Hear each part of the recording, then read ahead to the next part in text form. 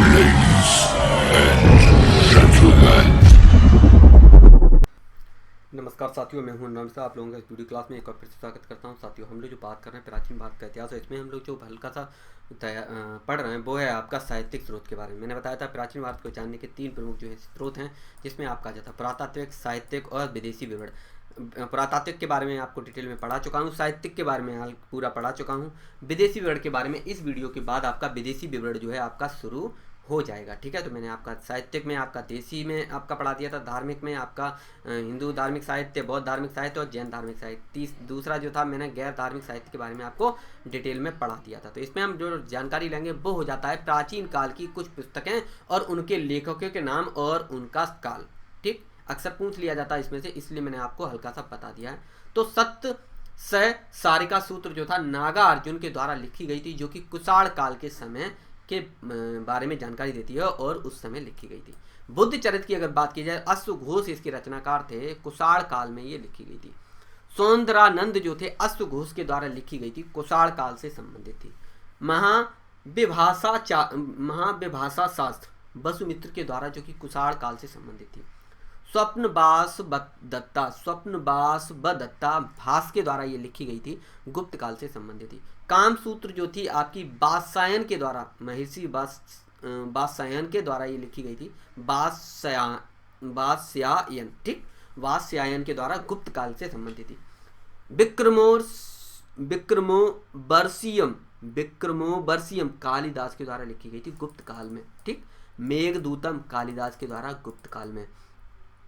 नाट्यम शास्त्र भरत मुनि के द्वारा गुप्त काल में।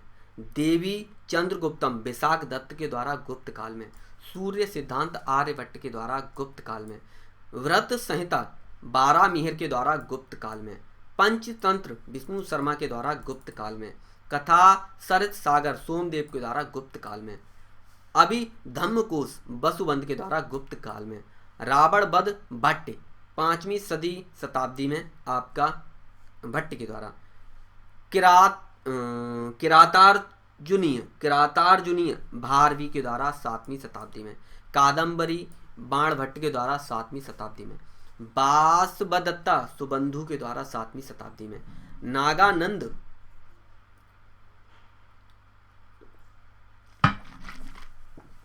नागानंद हर्षवर्धन के द्वारा 7वीं शताब्दी में। रत्नावली हर्षवर्धन के द्वारा 7वीं शताब्दी में। प्रियदर्शिका हर्षवर्धन के द्वारा 7वीं शताब्दी में।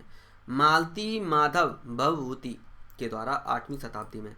कर्पूर मंजरी राजशेखर के द्वारा 10वीं शताब्दी में। काव्य मीमांसा राजशेखर के द्वारा 10वीं शताब्दी में। शब्दानुशासन राजा भोज के द्वारा 11वीं शताब्दी में। ठीक है, शब्दानुशासन, हाँ।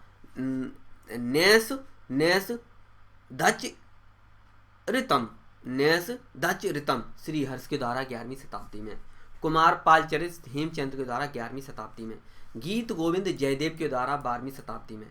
पृथ्वीराज रासो चंद्रवर दाई के द्वारा 12वीं शताब्दी में।